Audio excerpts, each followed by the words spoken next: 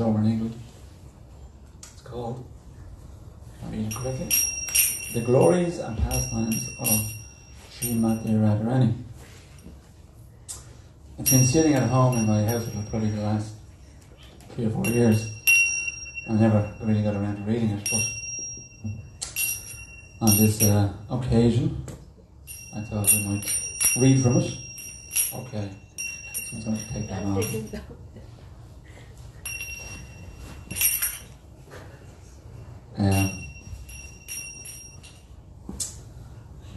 Well, I won't be able to read the whole book because it's quite extensive, but it gives kind of a description of who Srimati Radharani is, the different pastimes she has with Krishna, and her qualities and many other things. So I was just going to briefly go through it, some of the different chapters. There were so many things in it. I just had to kind of just, okay, I'll pick this. Because you can just read the whole book and get so much from it. But I couldn't do it in 45 minutes or an hour. So I just picked a few different chapters that might be of interest to everyone. One second. It's not going to be like a bag of the class or anything like that. It's just to hear about Srimati Radharani and just kind of learn a little bit about her, who she is. And I have to just start by saying a few prayers. If I can find it. Excuse me.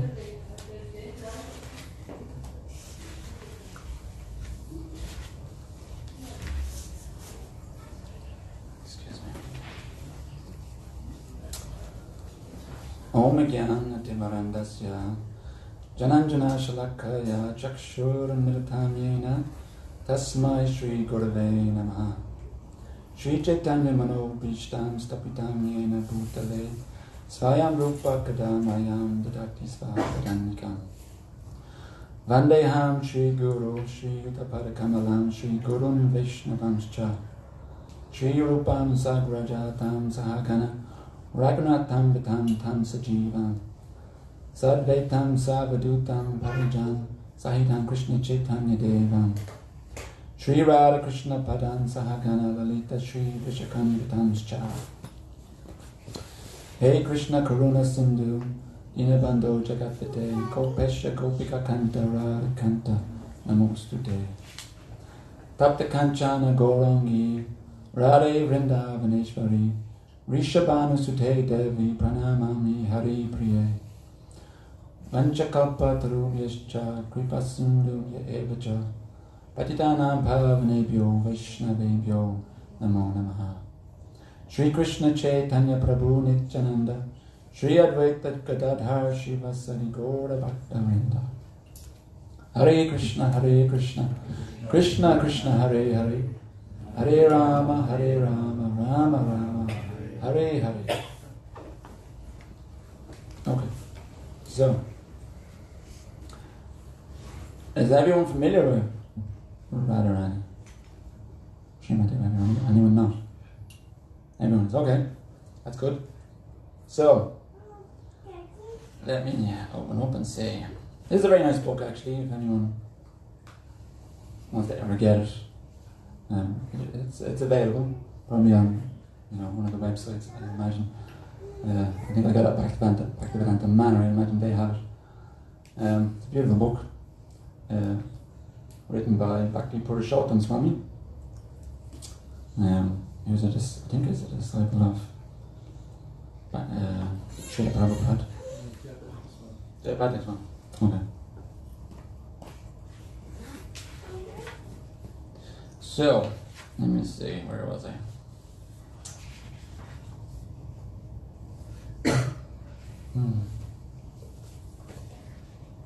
Who is Srimati Radharani? We shall read about it. I can find the right page.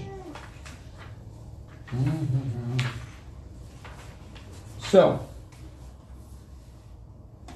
who is Srimati Radharani? People in general do not know about Radharani. Radha Tattva is a very confidential subject matter which is hidden even from the Vedas. As a result, there are many misconceptions, or no conceptions at all, about Radharani. Srila Prabhupada says, the two transcendentalists, Radha and Krishna, are a puzzle to materialists. The description of Radha and Krishna from the diary of Srila Sarup Damodar Goswami is a condensed explanation, but one needs great spiritual insight to understand the mystery of these two personalities. Radharani is not some ordinary lady or even some special lady of this material world with whom Lord Krishna was having his pastimes. So that's very important to understand. She's not an ordinary lady of the material world. She is the pleasure-giving potency of the Lord, rendering service unto him eternally in the material and spiritual realms. So she's always rendering service. It doesn't cease. Like we might do some service every now and again, here and there. This word eternally is, very difficult to understand. Like when someone is constantly engaged eternally. We do maybe a day's Janmashtami service and we're wrecked. I'm like, oh God, I gotta sleep. I gotta take a break. I'll come back next week. But Radharani is eternally serving Krishna in the material and spiritual realms. In his book Sri Chaitanya Charitamrita, Krishna Das Kaviraj Goswami has explained about Radharani by quoting a verse from the diary of Srila Sarup Damodar Goswami. The loving affairs of Sri Radha and Krishna are transcendental manifestations of the Lord's internal pleasure-giving potency. Although Radha and Krishna are one in their identity, they separated themselves eternally. Now these two transcendental identities have again united in the form of Sri Krishna Chaitanya. I bow down to him who has manifested himself with the sentiment and complexion of Srimati Radharani, although he is Krishna himself. Radha and Krishna are one and the same, but they have assumed two bodies. Thus they enjoy each other, tasting the mellows of love. So yes, Lord Chaitanya, who's in the middle on the altar there, is the embodiment of Radha and Krishna. Krishna, he wanted to taste the mellows of Srimati Radharani, and so he decided to descend here to the material world with Mela, or what was it? Not just the complexion, but the mood of Radharani. He wanted to taste what it was like for her to love Krishna, to love himself. So he wanted to know what that was, because he couldn't understand. He said that he couldn't understand Radharani's mood. So he had to take her mood and her complexion, and they came in the form of Sri Chaitanya Mahaprabhu. So, this is Srila Prabhupada. The two transcendentalists, Radha and Krishna, are a puzzle to materialists.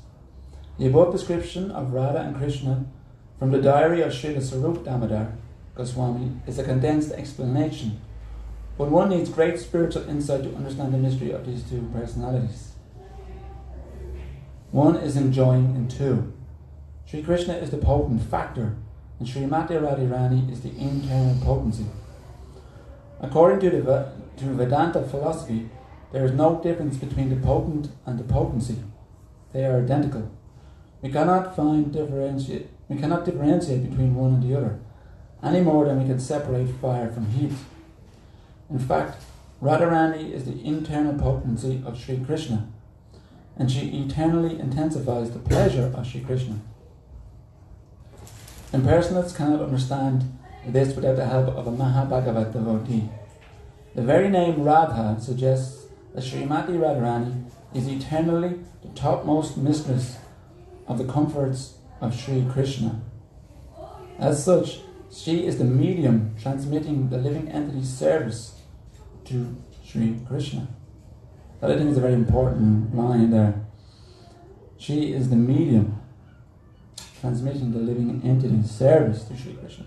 So we're all trying to do service for Krishna. So we are, and we're all about Krishna, Krishna, Krishna, Krishna, Krishna. How do I serve Krishna? What do I do? Everything is Krishna, Krishna, Krishna, Krishna. But we tend to maybe overlook or forget about that there's another personality here named Srimati Radharani, who is a very, very, very important devotee of Krishna. And it's mentioning here that she is the topmost mistress or devotee of Sri Krishna. And the medium, everyone understands what medium is, or via medium. So she is helping to transmit our service towards Krishna, or directing it, you might say, towards Krishna. Devotees in Vrindavan therefore seek the mercy of Srimati Radharani in order to be recognized as loving servitors of Sri Krishna. Now, I've never been to Vrindavan, but anyone I'm sure can vouch for this, that they chant Radhe rather than Krishna. Okay, from what I understand. Radhe, Radhe, Radhe. Yeah? Prabhu, you've been to Vrindavan. Everyone says Radhe. So they're all in the mood, or trying to get in the mood of Radhe as a servitor of Krishna. So, Radharani is a manifestation of Krishna's love. She's like the embodiment of Krishna's love.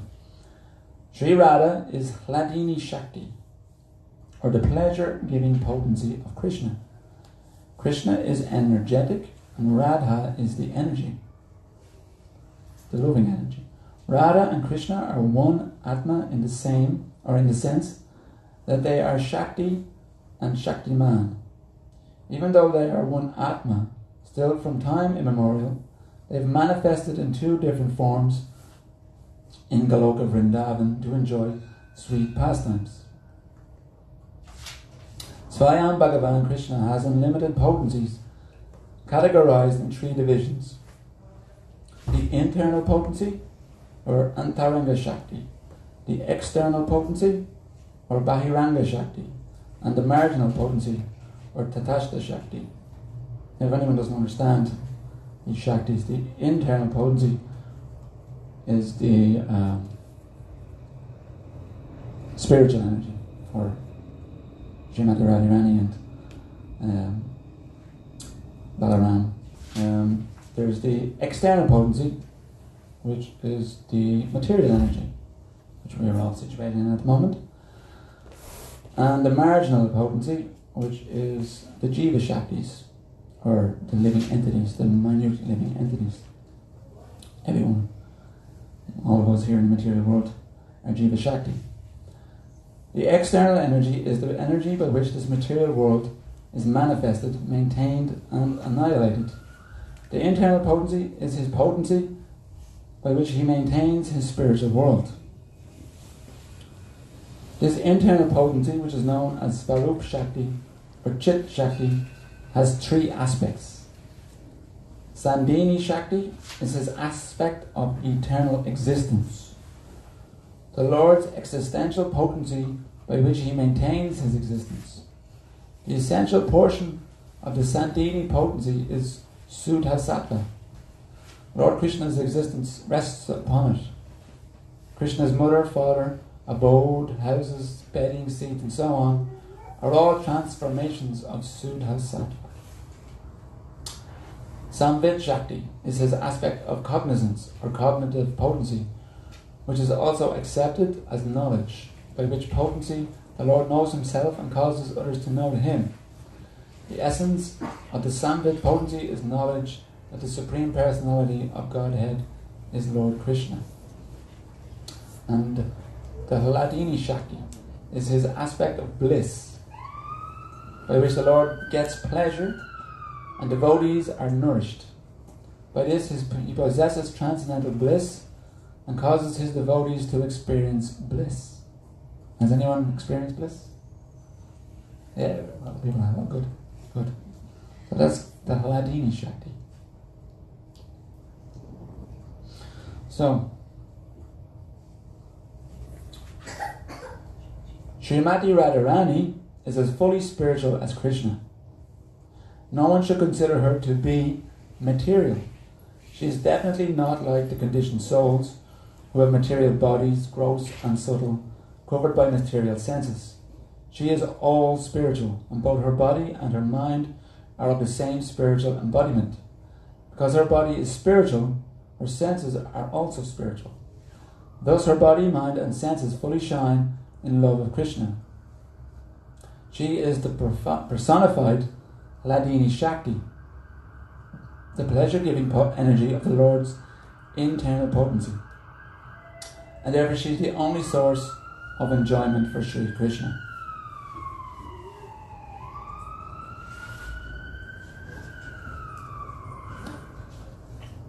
Sri Krishna cannot enjoy anything that is internally different from him.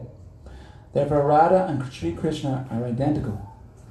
The Sandhini portion of Sri Krishna's internal potency has manifested the all-attractive form of Sri Krishna, and the same internal potency in the Hladini feature has presented Srimati Radharani, who is the attraction for the all-attractive. No one can match Srimati Radharani in the transcendental pastimes of Sri Krishna. So that's just a small bit about Srimati Radharani. Did everyone understand? Or is anyone a bit lost in what I'm saying here? There's no one for Krishna except for Radha. Well, yes, you might say yes and no, because obviously we're all trying to please Krishna too, but she, like I said earlier on, she's like the via medium by which Krishna accepts our service. So yes, we direct our service through Srimati Radharani, and then that's how he gets his pleasure. Yeah.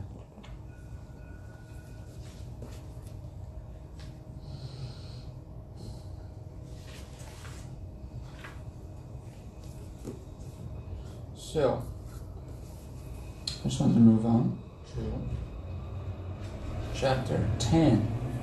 This gives a brief synopsis of Srimati Radharani's 25 principal qualities. She has unlimited transcendental qualities, but there are 25 principal qualities. They're quite nice, so there. I was reading them earlier on, and I was thinking it'd be nice to have some of these qualities. So, similarly, Srimati Radharani has unlimited transcendental qualities, of which 25 qualities are principal. Sri Krishna is controlled by these transcendental qualities of Srimati Radharani. So you have Madhura, she is very sweet. Nava Vayaha, she is always freshly youthful. Sometimes when I wake up in the morning, I'm very bedraggled. I'm not fresh. So, but she's always fresh and she's always youthful. Kala Apanga, her eyes are restless. I'm usually closed when I'm asleep, but her eyes are restless. Ujvala Smita, she smiles very brightly. Charu Sobhagya Rekha Adya, she has beautiful, auspicious lines. When we have lines, it's usually old age creeping up on us. So it is. Ganda Unmarita Madhava, by the wonderful fragrance of her body she excites Krishna. Sangita Prasara Abhina. She is very expert in singing. Ramya Vak. Her speech is charming. Narma Pandita. She is very expert in joking and speaking pleasantly. Vinita. She is very humble and meek. Karuna Purna. She is full of mercy. Vidagta. She is cunning. Patava Anvita. She is expert in executing her duties. Laja Shila. She is shy. Sumaryada. She is always respectful. Darya. She is always calm. Anyone here is always calm?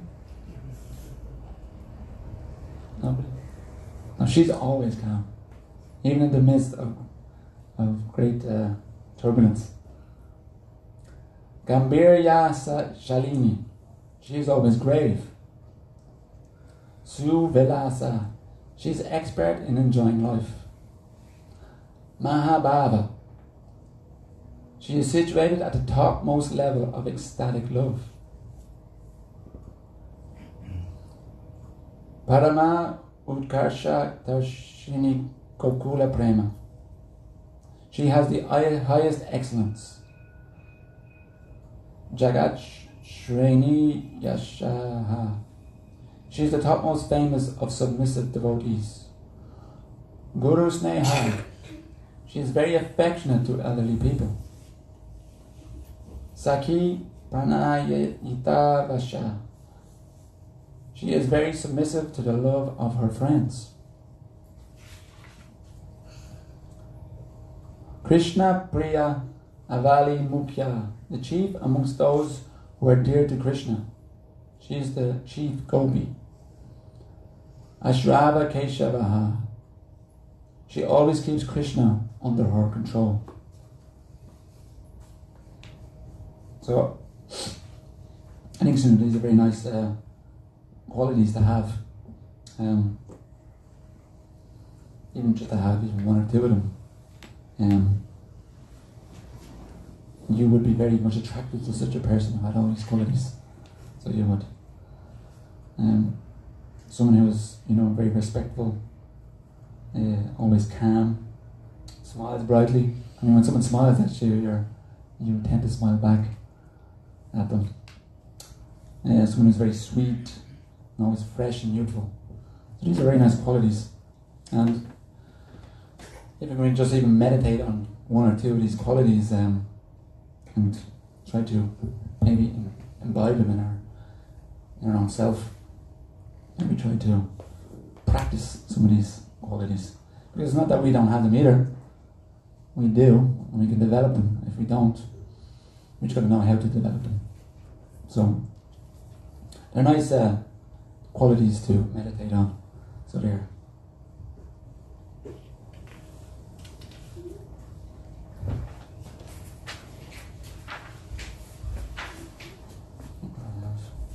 So,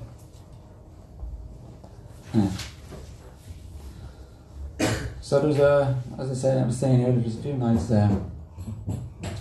pastimes here of Radha and Krishna in this book. They're not too long, short enough, but it's always nice to hear about Radha and Krishna. It's very purifying, so it is, about the pastimes. So this here is chapter 19, and it's the appearance of Radhakund and Shyamakund. I always find this a very nice pastime, so I do.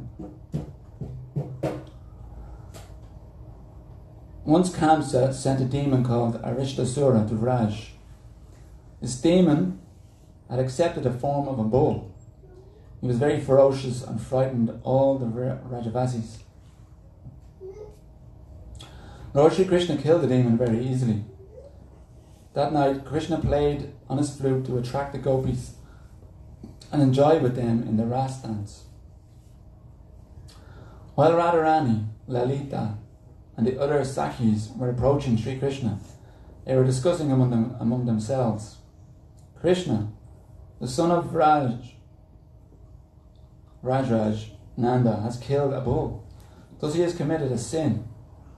It has been described in the scripture that if the king commits any sin, then the citizens share the reactions.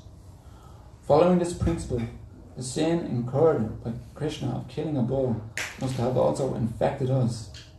We must consult Bhagavati Purnamasi and ask her what we must do to be free from the sin. While discussing like this, they were approaching Krishna. They spoke loudly so that Krishna could hear. Radharani said to Krishna, "O killer of the bull, today you should not touch our bodies." Krishna replied, "O foolish gopis, that was not really a bull. He was a demon who had come in the guise of a bull to harm the people of Raj." Radharani said, "O Krishna, even if he was a demon, still he had accepted the form of a bull. Vritrasura was also a demon. Still, Indra incurred the sin of killing a Brahmin. In the same way, even if this Arishtasura was a demon, because he was in the form of a bull, you have incurred sin." When Krishna heard this explanation from Radharani, he had no answer. He stood shamefaced, looking down at the ground. He asked Radharani, "If I have incurred this sin, then what is the solution? What should I do to be free from this sin?" Radharani and her Saki said, "We have heard from Devi Purnamasi and Gargi, the daughter of Gargacharya, that for this kind of sin one must travel to all the holy places and take bath in the waters of those tirthas. Then only will you be free from the sin of killing a bull." When Krishna heard this process of atonement from Radharani, he gave up his humility and said, "Ha! Do you think I have to go to all over the three worlds, take bath in all the tirthas? Just see, now I will bring all tirthas here before your very eyes." Then Krishna, in a very angry mood, kicked the ground with his left heel. That kick of Lord Krishna created a hole, and immediately Bhagavati Ganga appeared from Patala Loka. Then Krishna invited all the tirthas into that water. They appeared by his order and entered the water. After taking bath, Krishna said, "I will arrange that this pond created by me, and which carries this most pure water of all the tirthas, will exist here eternally." He looked at Radharani and her Sakis. "Now I have taken bath in this water and have been purified from my sin. But what about all of you? You have performed no pious activities in this life. How can you take bath in all these tirthas?" All the gopis said, "O Krishna, you are a great cheater. Who can understand your illusion? The water in this pond is just normal water. How can you say so proudly that this water is from all tirthas? We don't believe you." When Krishna heard this from the gopis, he summoned all the tirthas who appeared in their personified forms before Radharani. One by one they identified themselves to her. "I am Lavana Samudra, ocean of salty water. I am Sona. I am the Sindhu river. I am the Tamraparni. I am Pushkara. I am Saraswati. I am the river Yamuna. I am Kaveri. I am Tirtharaj, Prayag. I am the river Reva." Now all of us have entered into this kund in the form of water. Krishna said to the gopis, "Now there is nothing for you to doubt. I have taken bath in the holy water of all tirthas, and I am now completely free from all sins. But what about all of you? Being citizens of Raj, you are infected by sin. Now you all should take bath in this water and become free from sin. Otherwise you will remain contaminated, and you will not be able to touch my body." Radharani said, "O Sakis, Krishna has created this pond by kicking the ground with his feet. This is not an auspicious start. Furthermore, since he took his bath here, this water has become contaminated by receiving the sins of Krishna. We should not take bath in this kund. We must create our own kund and take bath in that water.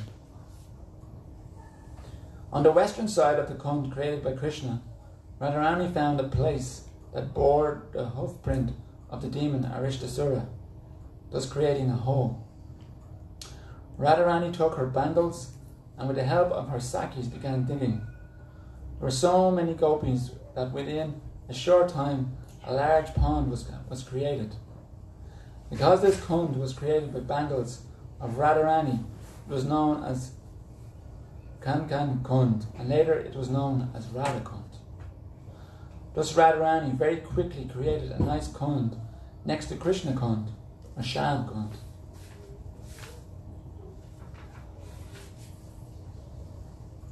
Krishna was surprised to see this. He told Radharani, "O lotus-eyed one, you have made a nice hole, but what is the use of this pond if there is no water in it? Anyway, I can allow you, along with all your sakis, to take water from my kund to fill yours." Hearing this from Krishna, Radharani turned her face away and raising her chin said, No, your kund is contaminated by the sins you released there during your bath. We will not take bath in that water. I will bring water from Manasi Ganga by the help of my millions of sakis. Thus I will establish the incomparable glories of my kund in this world. Krishna thought this would be far too laborious a task for Radharani and the gopis, and so he indicated to all the tirthas to approach Sri Radhika to serve her. Immediately, the personified tirthas appeared before Srimati Radharani and offered their prayers to her. They said, "O Devi, who can calculate the greatness of your glories? The Vedas do not know the end of your glories. Brahma, Shiva and Narad also do not know the end of your glories. Sri Uddhav is always meditating on your unlimited glories. The corner of your lotus feet are radiant rays of beauty desired even by Lakshmi Devi. Only one person knows your glories in full. He is the son of Nanda Maharaj, who is cleaning the perspiration of your body out of love for you. He decorates your lotus feet very beautifully with ankle bells made of precious gems. He feels himself most fortunate to receive the mercy of your vision. By his order and mercy, we have appeared in this kund, which was created by the kick of his heel. O Srimati Radhika, kindly accept us by casting your merciful glance upon us. Let us live in your kund and always have the opportunity to behold your sweet pastimes of Krishna. Thus all our desires will be fulfilled." Hearing the prayers of the personified tirthas, Radharani looked upon Sri Krishna and smiled. She said, "O tirthas, I am very pleased with your prayers. Now you may enter into my kund by your sweet will." On this merciful order of Radharani, immediately Sri Krishna, with the help of his flute, made a hole in the dam between both kunds, and the water from Shan Kund entered into Radha Kund. Srimati Radharani entered her kund at midnight on Kartik Purnim. When Krishna saw Radha Kund filled with water, he also took bath there. He said to Radharani, "O my most dear one, I will take bath and engage in water sports daily in this kund created by you. As you are dear to me, this kund created by you is also very dear to me. Every year thousands of devotees take bath at Radha Kund on this tithi and muhurta to attain the perfection of life. Kankan Kund still exists inside Radha Kund. It is 20 feet square and 16 feet deep. And devotees emptied Radha Kund for cleaning purposes. At that time, Kankan Kund was visible." So that's just one of the many pastimes of Srimati Radharani and Lord Krishna. Excuse me.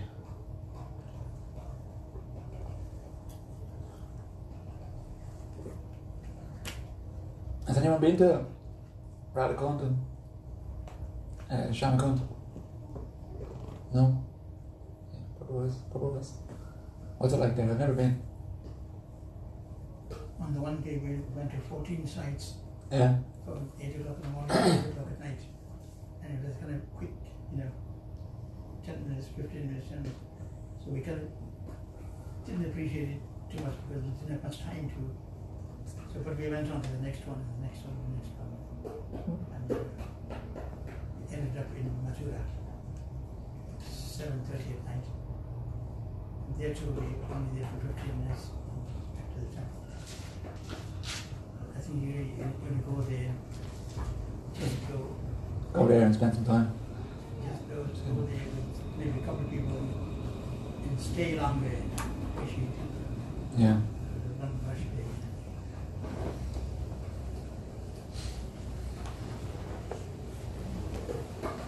It is described in Nectar of Instruction, last verse, I think, that how Radhastami is the topmost sacred place in the whole universe. Very difficult to go there. Very difficult to go there, okay. To get the access on permission. It's the topmost. Mm-hmm. It is also described there that one should bathe in Radhastami as many times as possible. You never bathe in that, right? Or To is it? speed up the spiritual progress. Put it on your head or something like Well, it depends on your spiritual master's permission. that? Some spiritual masters allow disciples to bathe there, some others they don't. So it depends on the mood. Yeah. In any case, one should do it in a proper mood and understanding. So everyone put that on your bucket list. Go to Radhakund and Jamakund while you're visiting India.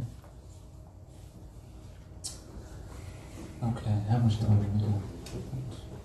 20 minutes or so. Shall I, excuse me, read any more pastimes? Do anyone want to hear any more pastimes? Maybe one more? Yes. Yeah.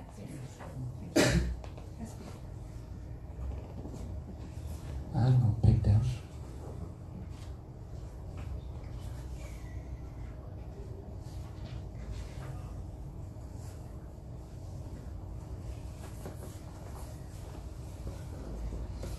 So this is Radharani overwhelms Krishna. It's not very long, but there is a place in Vraj called Sri Vabalakund. This kund is surrounded by many trees, and all around is the sweet sound vibration of peacocks and parrots. Once Krishna visited this kund with his dear friend Subala. He was very happy to see the beauty of the forest, and they both sat down there. At this time, one sarika bird, who was sitting on the branch of a nearby tree, began to glorify Srimati Radharani. Sri Krishna, who was Radhanath, felt indescribable bliss on hearing the name and glories of Radha. He was floating in the ocean of her wonderful qualities, and his body manifested so many symptoms of ecstasy. He became so overwhelmed with his love for Srimati Radhika that wherever he looked, he saw the face of Radharani. He would in that direction crying, "O Radhe, O you who are dear to me, please come near me. Why have you gone so far away, leaving me aside?" Seeing the condition of his friend Krishna, Subala became very worried and started to wonder how he could arrange a meeting between Krishna and Radharani to alleviate Krishna's suffering. But there seemed little hope of this.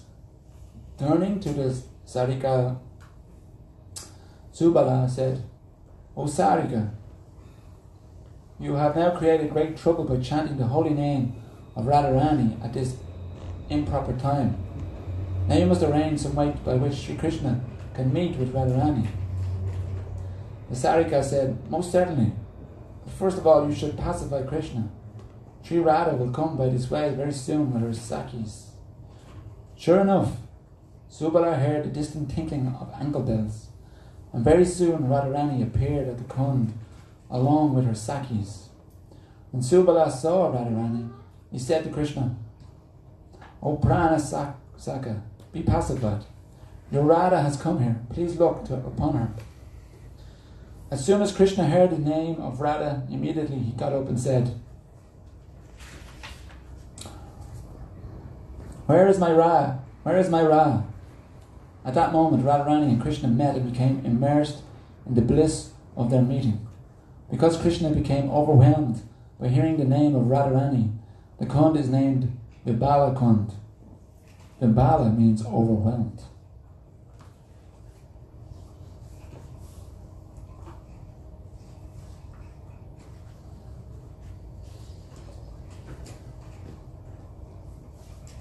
So there's many nice pastimes in the book called the Srimad Bhagavatam. It's Canto 10 of Krishna and all his pastimes with the cowherds and Radharani as well. So if you have time, it's good to read Srimad Bhagavatam. So it is.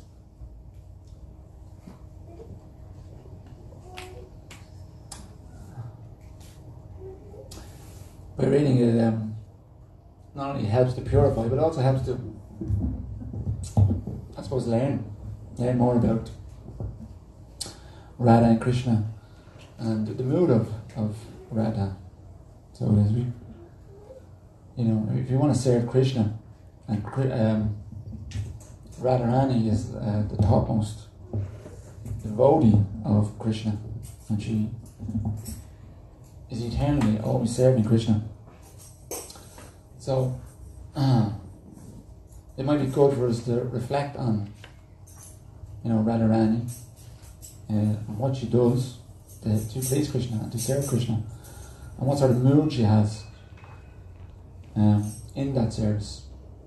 I mean, we can never obviously compare ourselves or never get to that level, but if we have a strong desire to please Krishna and serve Krishna, then it's always nice to learn or to aspire, you might say, to be a little bit more like his top devotee or devotees, that being Srimati Radharani. I think I had something from what to find now, but I'm just going to end on this, if I can get it. Yeah.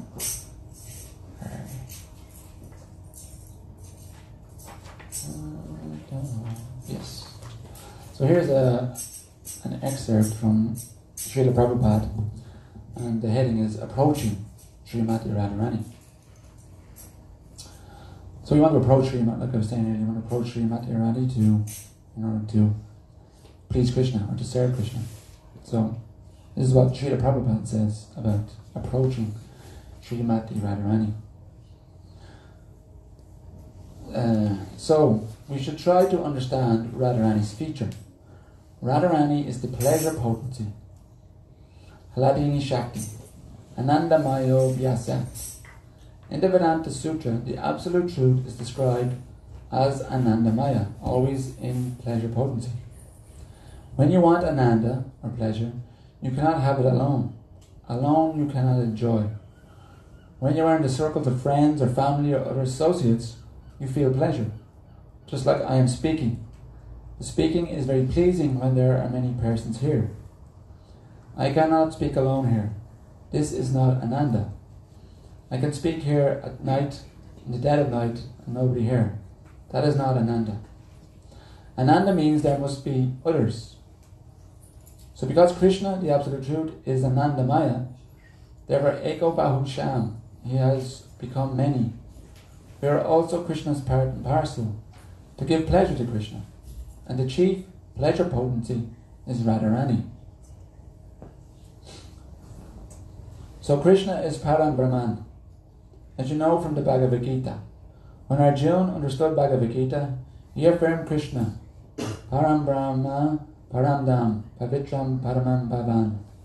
So Krishna is Param Brahman. So in this material world, we see that a great saintly person, simply to enjoy Brahmananda, he gives up everything of material enjoyment. He becomes sannyasi.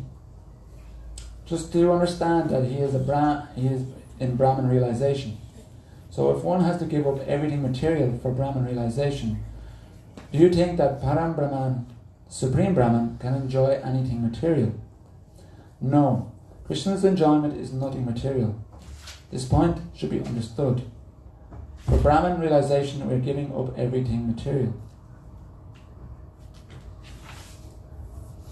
And how Param Brahman can enjoy anything material? This question has been very much nicely discussed by Jiva Goswami. So when the Param Brahman information is not there in this material world. First of all, the Param Brahman information is not there in this material world. Little Brahman information is there, or little Paramatma information is there, but not Param Brahman or Bhagavan information. Therefore it is said, Manushanam Sahesreshu Kaschid Yatati Siddhaye. Siddhaye means to understand Brahman or Paramatma. But out of many such persons who have realized Brahman and Paramatma, hardly a person can know Krishna.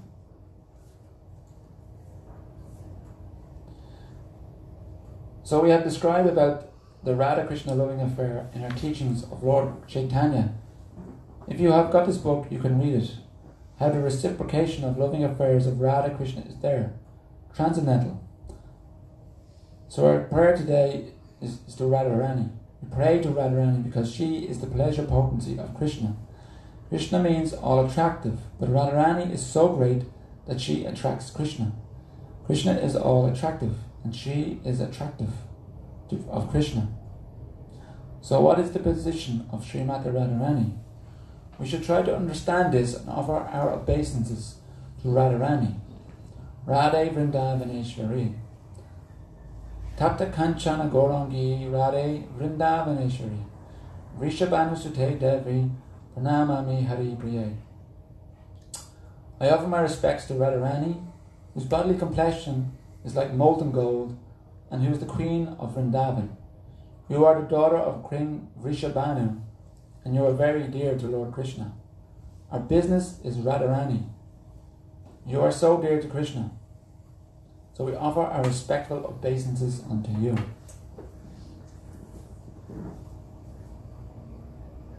Radharani is Hari Priya, very dear to Krishna. So if we approach Krishna through Radharani, through the mercy of Radharani, then it becomes very easy. If Radharani recommends that this is a very nice devotee,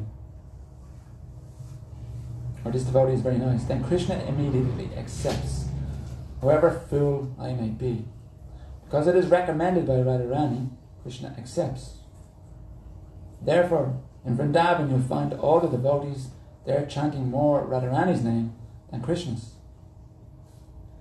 Wherever you go, you'll find that the devotees are addressing Jai Radhe. You'll find still in Vrindavan, they are glorifying Radharani. They are more interested in worshipping Radharani, because however fallen I may be, if some way or other I can please Radharani, then it is very easy for me to understand Krishna. Otherwise, if you go by the speculative process to understand Krishna, it will take many, many lives. But if you take devotional service, just try to please Radharani, and Krishna will be gotten very easily. Because Radharani can deliver Krishna, she is so great devotee, emblem of Mahabhagavat. Even Krishna cannot understand what is Radharani's quality. Even Krishna, although he says, Vedaham Samatitani, I know everything, still he fails to understand Radharani. Radharani is so great. He says that actually Krishna knows everything. In order to understand Radharani, Krishna accepted the position of Radharani. Krishna wanted to understand the potency of Radharani. Krishna taught that I am full, I am complete in every respect, but still I want to understand Radharani. Why? This propensity made Krishna obliged to accept the propensities of Radharani to understand Krishna himself. So there he's mentioning again that Radharani is so dear to Krishna that if we're able to even just do a small thing like offer a flower or water or something very insignificant to Radharani, then she can then take it to Krishna and he will automatically accept it. So he will.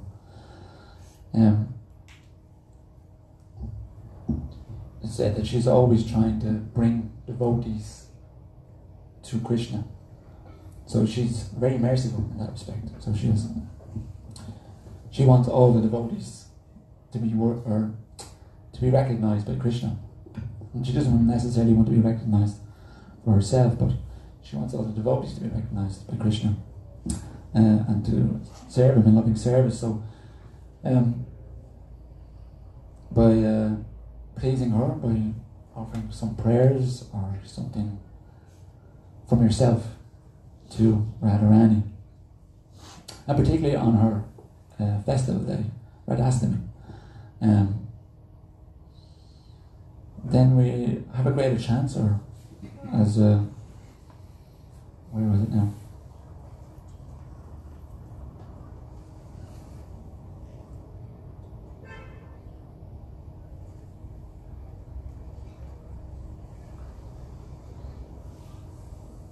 Yeah, because it is recommended because you are recommended by Radharani, Krishna accepts. So he does.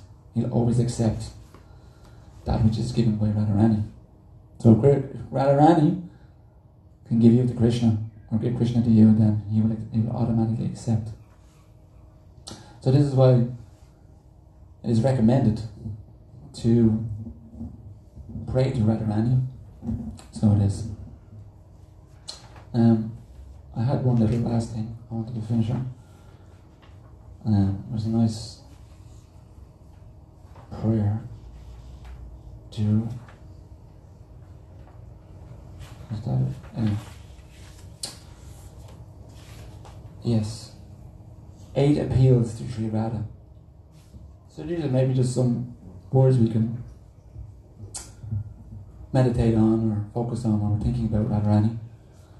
Just anything in particular we want to ask her of her. There's 8 little prayers we can go through. So these are by Srila Rupa Goswami. Number 1, please reveal the lotus faces of you both as, with the enthusiasm of 2 maddened elephants, you enjoy pastimes in the pleasure groves of Vrindavan. O Queen, please be kind to me, please be kind. Falling down like a stick on the ground, distressed and stammering with words choked with emotion, I beg you, O Queen Gandharvika, please be kind to this foolish person and count him one of your associates. O beautiful one, when shall I worship you? Your intense beauty, leaving the goddess of fortune far behind, and your transcendental form bound by the left arm of Lord Sham, who charms all the worlds with his handsomeness far greater than that of Lord Narayan. O Queen, when covering you with a cape as splendid as a monsoon cloud, and removing your ankle bells from your feet, will I lead happy you to a splendid forest grove at night for a meeting with the Prince of Raj. When, as you, the 2 ornaments of the 3 worlds, recline on a pastime bed of flowers and enjoy pastimes of sweet joking words, will this person massage your lotus feet? O Queen of Vrindavan, when the 2 of you staying under a tree by the shore of your lake, and your handsome lotus faces kissed with perspiration from the fatigue of your pastimes, will I fan you both with a chamber whisk? When, as you playfully hide in a forest cave, and Chitra hints that, now, O beautiful-eyed one, you are trapped by Mukunda, and I say, don't knit your eyebrows, will I lead you as you feign anger in the presence of the Prince of Raj? When will I see you as, after defeating the Prince of Raj in a playful verbal duel, intoxicated with happiness and speaking many proud words, You are elaborately praised by your blossoming friends. Whatever surrendered devotee reads these 8 appeals to the daughter of King Rishabhanu, she, along with her beloved, happily splashes with waves of mercy. Yeah. Sorry, I have to end here, but Shri Matarani Ki. Hare Krishna. If anyone wants to add anything, just like before we do our thing, you can. If anyone has anything to say, mention about, or any realizations anyone has had, they can.